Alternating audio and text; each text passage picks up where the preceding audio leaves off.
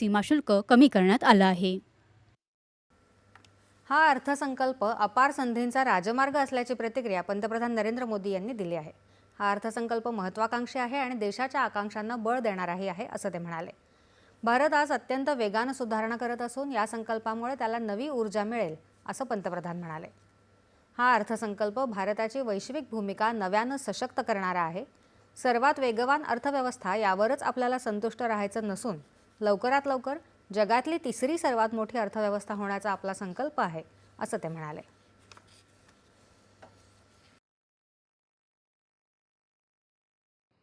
ये बजट अपार अवसरों का राजमार्ग है।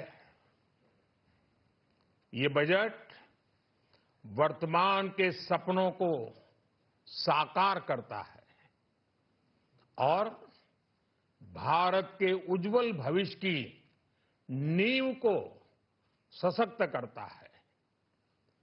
ये बजट 2047 के विकसित भारत की हमारी ऊंची उड़ान का मजबूत आधार है।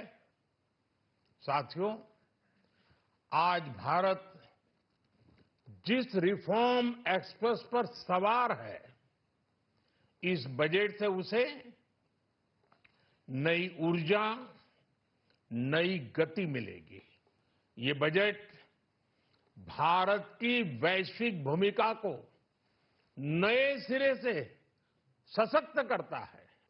बजट में जो प्रावधान किए गए हैं, उससे अलग अलग सेक्टर्स में लीडर्स, इनोवेटर्स और क्रिएटर्स तैयार होंगे।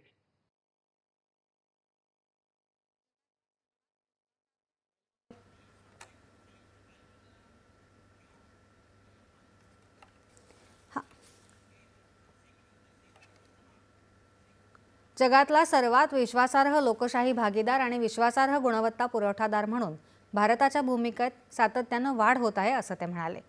उदयोन्मुख क्षेत्रांना या अर्थसंकल्पात मोठं पाठबळ देण्यात आल्याचं त्यांनी सांगितलं.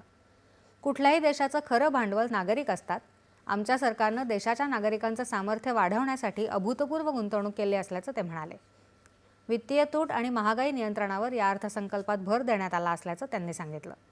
हा युवा शक्ती अर्थसंकल्प असून यातील तरतुदी विविध क्षेत्रात अग्रणी, नवोन्मेषक आणि सर्जक घडवतील असा विश्वास पंतप्रधानांनी व्यक्त केला आहे. विकसित भारत अर्थसंकल्प शिक्षणापासून स्वयंरोजगारापर्यंत पंतप्रधान नरेंद्र मोदी यांच्या दृष्टिकोनाचं सशक्त प्रतिबिंब असल्याचं केंद्रीय गृहमंत्री अमित शहा यांनी म्हटलं आहे. नॅशनल इन्स्टिट्यूट ऑफ हॉस्पिटॅलिटीच्या स्थापनेमुळे कौशल्य विकास आणि रोजगाराच्या संधी निर्माण होतील, तसंच पर्यटन क्षेत्राला बळकटी मिळेल असं त्यांनी म्हटलं आहे.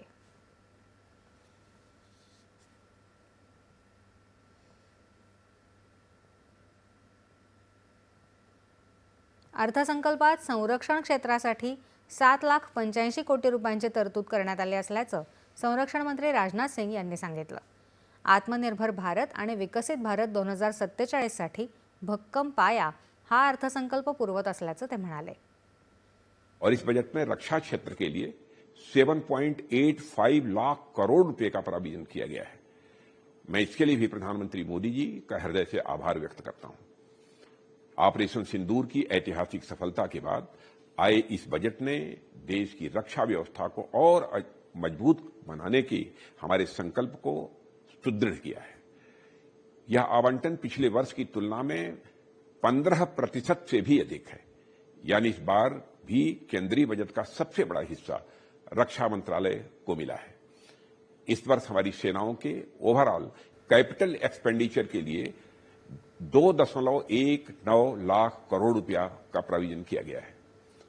और इस बजट का सबसे महत्वपूर्ण पक्ष हमारी तीनों सेनाओं के मॉडर्नाइजेशन का है और इसके लिए इस वर्ष 1.85 लाख करोड़ रुपए की प्रावधानिंग की गई है। अर्थसंकल्पात कनेक्टिव्हिटी, निर्मिती क्षेत्र आणि प्रादेशिक संतुलनावर लक्ष केंद्रित करण्यात आलं असल्याचं नितीन गडकरी यांनी म्हटलं आहे. महात्मा गांधी ग्राम स्वराज्य योजनेमुळे खादी, हातमाग, हस्तकारागिरी जागतिक बाजारपेठांशी जोडले जाऊन ग्रामीण अर्थव्यवस्थेला बळकटी मिळेल असं गडकरी यांनी म्हटलं आहे. इलेक्ट्रॉनिक्स निर्मिती, सेमीकंडक्टर निर्मिती, IT अशा सर्वच क्षेत्रांवर या अर्थसंकल्पात लक्ष केंद्रित करण्यात आलं असून सर्जनशील अर्थव्यवस्थेतून 20 लाख नव्या रोजगार संधी उपलब्ध होणार असल्याचं केंद्रीय मंत्री अश्विनी वैष्णव यांनी म्हटलं आहे.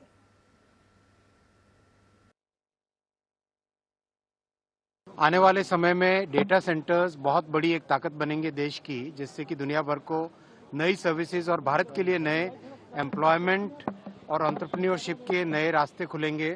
तो डेटा सेंटर्स पे जो टैक्स हॉलिडे दिया, इसके लिए मैं माननीय प्रधानमंत्री जी को और माननीय वित्त मंत्री जी को धन्यवाद देना चाहूँगा. अर्थसंकल्पातल्या तरतुदी देशाला आत्मनिर्भरता आणि विकसित गावांकडे नेणाऱ्या असल्याची प्रतिक्रिया केंद्रीय मंत्री शिवराज सिंग चौहान यांनी दिली आहे. ग्रामविकास विभागासाठीच्या तरतुदीत जवळपास 21% वाढ करण्यात आल्याचं त्यांनी सांगितलं.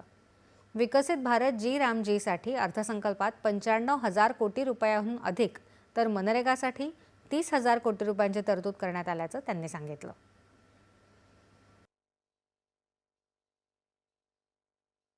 मैं मानता हूं कि ग्राम के विकास में, विकसित भारत के लिए विकसित गांव के निर्माण में ये बजट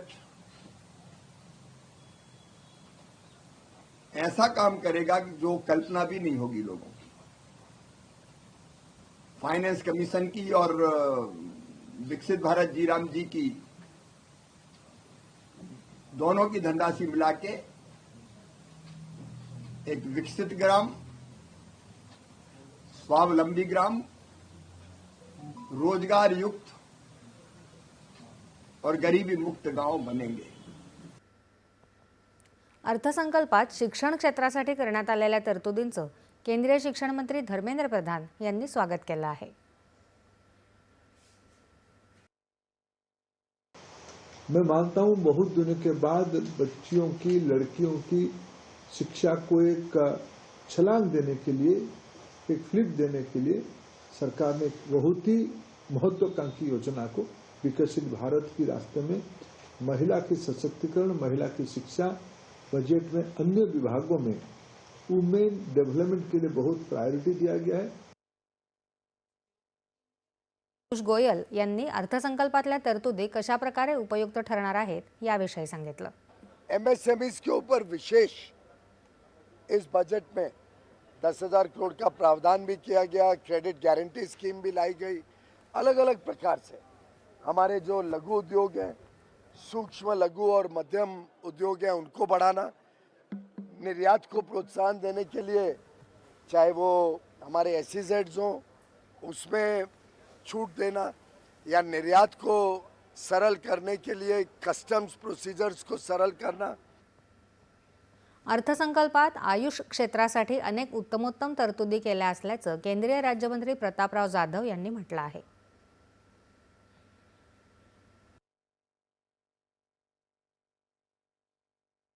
आयुर्वेदिक माध्यम से सेवाएं मिलने के लिए पूरे देश में 3 all India institute of Ayurveda खोलने की भी घोषणा उन्होंने की है कि जिसके वजह से हमारे जो पढ़ाई करने वाले बच्चे उनको अच्छी क्वालिटी का एजुकेशन मिलेगा, वहाँ पर रिसर्च भी अच्छी तरह से हो जाएगा और जो हमारी दुर्धर या बड़ी बीमारियाँ होती है उनको भी उच्च स्तरीय इलाज आयुर्वेदिक के माध्यम से उसमें किए जाएंगे.